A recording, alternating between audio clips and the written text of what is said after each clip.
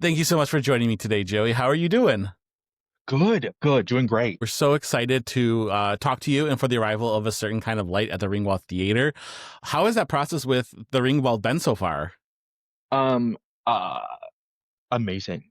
I've done a few shows with them. I've acted in a few shows with them, and I've got to build some nice relationships up with these folks. And I mean, no exaggeration when I say they are the nicest people to work with. So collaborative, so generous. So yeah, it's been a bit of a personal and vulnerable process for me, but overall very, very positive and collaborative. I love the Ringwald Theatre for how, like, they are just, like you said, they are the nicest people. Like, I mean, Yeah. all theaters are really great around here, but they are so warm and they're welcoming, and the stories they're telling and the way that they're going about it, their process is so like heartwarming, especially being an LGBTQ kind of focused, the affiliation with affirmation. So it's really good to have that kind of safe space. Yeah, absolutely. So we're gonna just jump right into it. What's kind of the story of a certain kind of light? Yeah. It basically tells the story of a group of folks, most of whom are in their 20s, a lot of whom are college students who are in the first section kind of at a party. Things are a little out of control, things are a little crazy. And then as the show goes on, I think it comes to deal with the consequences of those actions, of a bit of a hedonistic lifestyle, of that constant partying, of that constant use of substances. And I think it kind of boils down to a point where several of those characters are kind of confronted with a bit of a crucible and forced to make a choice on how they're going to live the rest of their lives. That sounds really heavy. That's like a heavy material. Yeah, I mean, it is so it's a lot to do with addiction, right? Given that Right. description, mental health, stuff like that. And those are topics that are very close to my heart, and something that's on my mind a lot. And so heavy, sure, right? But I think that kind of comes with the territory to tackle something like Absolutely. this. Um, I like to think that we have found creative ways to portray that, to deal with it. Some and you know what I'll say about that is I think in terms of finding the truth in those difficult personal situations, a lot of uncovering that truth also means finding the humor in it, finding the absurdity in it, and not in any way to poke fun or satirize those things, more so Sure. to reveal, I would say at the same time, maybe the darkness and the light of those situations. Do I think the show is just kind of a bummer downer the whole time? I definitely don't. But yeah, it gets heavy for sure. I love that you said that because my day job is a psychologist, and so a lot of the times we're exploring really heavy topics. But I one of the things I use is I kind of use a little bit of humor with it, of being like the best medicine sometimes is to try to find a different approach, because life can be very heavy. Like you said, you're talking about mental health here, you're talking about drug use. Um that could, like you said, it could be easily a downer, but the way it sounds like you're approaching it is through let finding the light, which is right in the title of it. There you go. Well, essentially, I was just gonna say, I think when it comes to addiction, right, it's something that is often misunderstood, Hmm. often um, incorrectly identified and dealt with. And I think there's a lot of stigma around it, and all that stuff. And so it's just such a multifaceted thing to deal with, to live with, and to be around folks who are living with it. And so, I'm really, with writing the script and with the absolutely brilliant direction that Asia has given to the show. I think, just trying to find those different ways into it.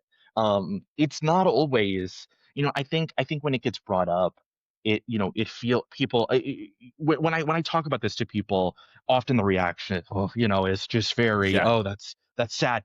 But I think there's so much more to it than just it's such a tragic situation. And I think that's kind of what we're trying to get at here. So what was kind of like what sparked this idea for you? Like, so where did this kind of come from? Yeah. Um, so. about 7 years ago, I was about to graduate college, and my college experience was very similar to what's portrayed here. A lot of partying, a lot of just kind of that feeling of when you're 21, 22, it just, oh, I'm gonna live forever kind of thing. And at the end, towards the end of college, I was in a long-term relationship, and my girlfriend at the time broke up with me because of all that stuff, right? And so I was in a very weird place. I was heartbroken. I really didn't have many coping skills. And I didn't know, especially as I was about to graduate and kind of enter adulthood, I had no idea what that was going to look like. It was a very confusing and often frustrating time for me. And so I didn't really know how to process it. And so I started writing about it in this format. And it's just been on and off for really the last 7 years of writing this thing, coming back to it when I have more to say or when I get inspiration or whatever.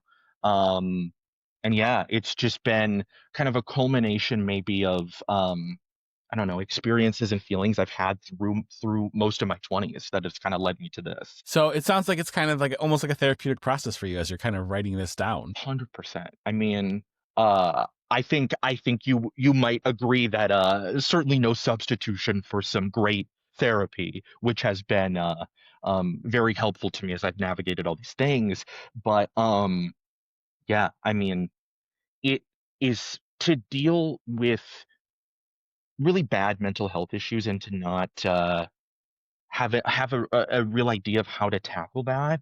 Um, I think it has been very therapeutic to try and put it on a page and make it make sense and see how I can play with it and find understanding. There are the folks in the show, the characters who are maybe um, a bit based on myself or others that I've known, um, and that perspective is very easy to write. Whereas I think attempting to write the characters who play opposite those folks, that has taught me a lot in terms of empathy and in terms of, Okay. what other people might be going through. And so, yeah, I mean, yes, as therapeutic, I think, as such a process can be.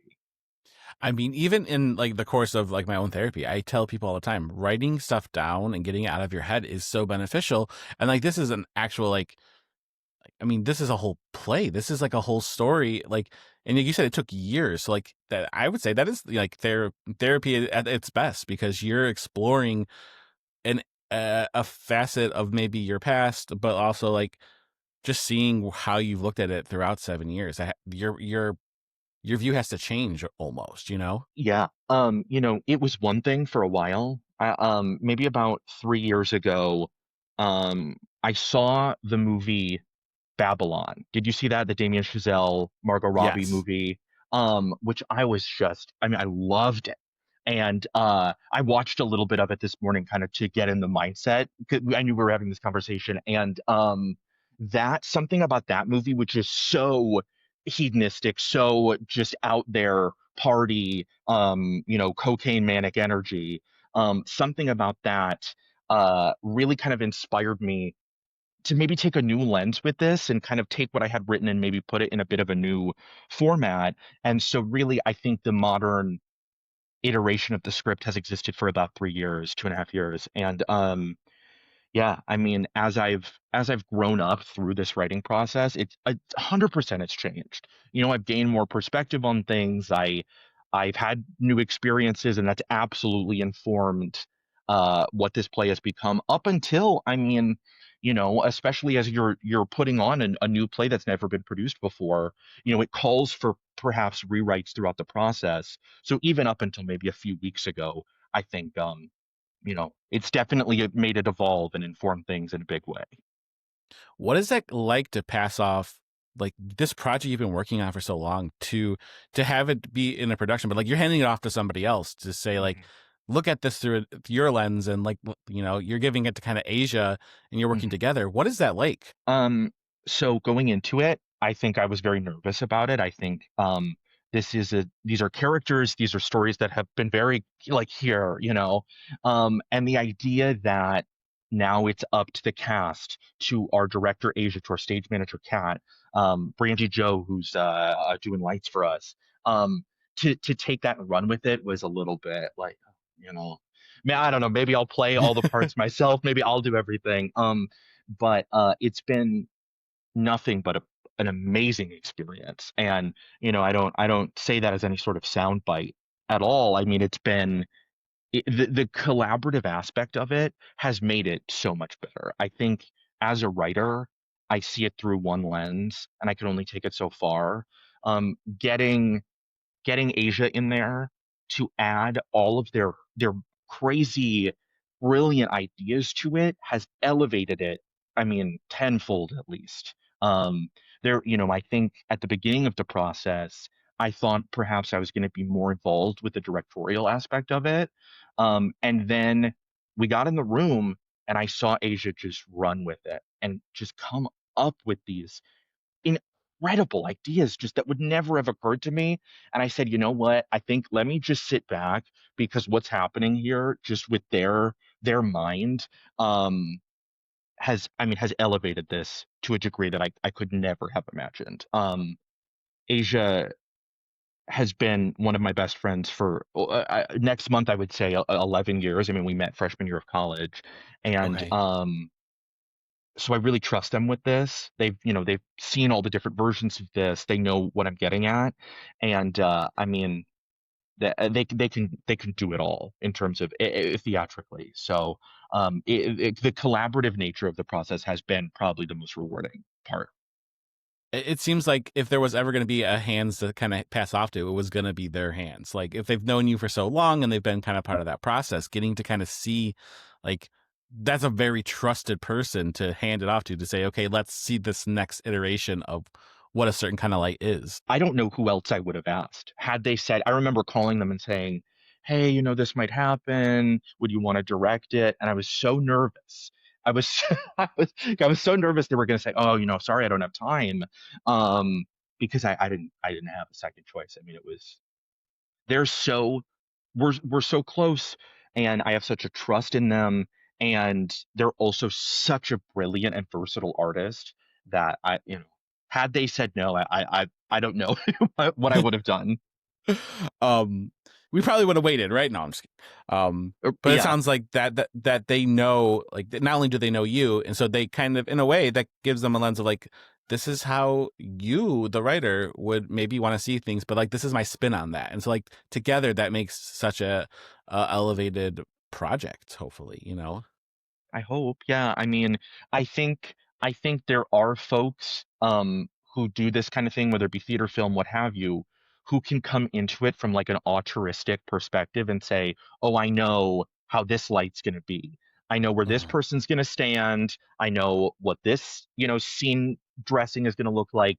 Um, I personally, for me, for my project, that felt very ill-advised. I thought, the more collaborative this can be, the more other people can contribute their ideas to it, I think the better it will be. And I'm glad I had that foresight because that's exactly how it turned out. And on top of that, the actors that we've cast, um, I mean, I don't know karmically what I really did to get this lucky as to get this group, but it's another thing where these actors have elevated the material so much, say lines in a way that I never would have thought of, or play scenes in a way that never would have occurred to me. And so, um, yeah, I mean, that's been the coolest part of it easily. I would have to say. You asked kind of what did you do karmically, but I think it's the love that you've put into this project and like the passion, and like that attracts people who also have love and passion for the arts. And when you see a story that is, both real and raw, but also just beautiful, people are going to be drawn to that. And so you get the talent, coming in because of the work that you've put into this. Thank you, thank you. Yeah, I mean, I think it's a story and a narrative that I think it gets different reactions out of people. I'm not holding anything back with this. I have a lot to say about these topics, and I think I kind of say it in some pretty out there, bizarre ways. And um, I think I hopefully it's not really up for me to say, but hopefully um, some audience members will walk away with a bit of a different perspective on some of these things, maybe having seen some of these issues portrayed in ways that they had not that had not occurred to them before, and so yeah, I mean the script, which I'm immensely proud of. I think it's the thing I'm proudest of in my entire life. Um, that being said, it is what it is. Take it or leave it. And I think if you respond to it, if it works for you, I think people can form a nice connection with the story, and um I've seen that happen throughout this process. I think it's been a bit of an intimate thing for me in Asia in terms of um they've seen the things I've gone through, they've seen the experiences I've lived, and so um yeah, they know how to tackle it, and I think hopefully it's the kind of story that people can pull something from. You had mentioned that like you've been like some scenes had to be like reworked or rewritten. Like you said, the script up until a few weeks ago. What Mhm. like as you're kind of watching this happen, what is it that you feel like has to like that you're reworking? Is it like the oh it doesn't fit well in like when it's acting out? Like what is that process kind of reworking it to fit to the stage? So real quick backstory. I turned in initially, once it was determined that we were going to do this, I turned in to Asia a 3-act, 3 hour plus script. And Okay. I wish they were here to give their comment on it, because they were like, no, try again. I was like, okay, fair enough. So I really had to condense it. I had this big Okay. grand vision, years of writing that I compiled into this, and and they kind of were like, hey, this isn't, we can't, this isn't as producible perhaps as you would want. So some of it had to be condensed and consolidated. When we got in the room, there was one storyline in particular, and that's a storyline that my character, I act in the show as well, um, Okay. that my character has, um, and I was doing um, the scenes with the actress that I play opposite of. Her name is Jay Shauna, and she's incredible. And we did it. We kind of did it the first night, and I sat down with Asia Jay Shauna after, and I was like, I need you guys to be honest with me. Our stuff is not working, right? And we kind of had a discussion about it, and it was just it wasn't until I heard it out loud that it was just kind of a realization of what this needs to be altered. And I went home that night after that rehearsal, stayed up until 2 a.m. I rewrote all of our scenes together, um, came in the next day with new pages, and we read them. And as vulnerable of an experience as that was with that quick turnaround, I think we all agree that we've arrived on something that works nicely. So it's been, I mean, it's been crazy, and the turnaround has to be quick on stuff like that. Sure. It's been hectic and chaotic, but it's been so cool and fulfilling because it's a way to really like kind of hone in on this writing and really make it as good as I possibly can. I mean, what a beautiful process though, too, of being like that you're getting to act in it, getting to feel that scene, and then, you as the writer, as an actor, and then coming back and being like, does it all work together? And then being able to change that and kind of see it grow a little bit and feel maybe a little more natural to the scene, to the characters. That's so beautiful. Yeah. Yeah, it's been. I mean, it's been very special to me. I want this to be as good as it can be, and I think with this kind of thing, I could have made. I don't know. I could have worked on it for 27 years, and it still would feel finished. But I think we found a really nice spot for it. And yeah, I mean, it's been the craziest ride, but the most rewarding and fulfilling one I think I could have. Absolutely. So Jen, just one final question for you is just what are you Mhm. hoping audiences take away from a certain kind of light? What do you want them to go home with? Good question. I think it would be silly to say that the main theme of the show isn't addiction. I think that really is kind of what we're circling around. And I think that, as I said earlier, that is a topic that people find very difficult to engage with. I've had, Absolutely. countless conversations about it with friends, family, strangers, whatever, over the years, and it's not something that people always have a great understanding of or ability to connect with, or I don't know, an ability to really critically engage with that. And I hope that people walk away from this, whatever they came into it with. I hope people walk away from this with somewhat of a different idea, perhaps, of what that is, what that experience is like, what that means for people. And I would say that, and then at the end of the day, I think this is a kind of show that's going to hit different people differently, and so it's really important to me that people draw from it whatever they want. I wrote it, and now it's out there, and you do with it what you will. That's important to me. Um, whatever the reaction may be, it's important to me that people are able to engage with it and take from it whatever they feel uh, is right. So hopefully, I think, kind of to sum up my answer, I hope people have a range of reactions. I hope we get a lot of different ones.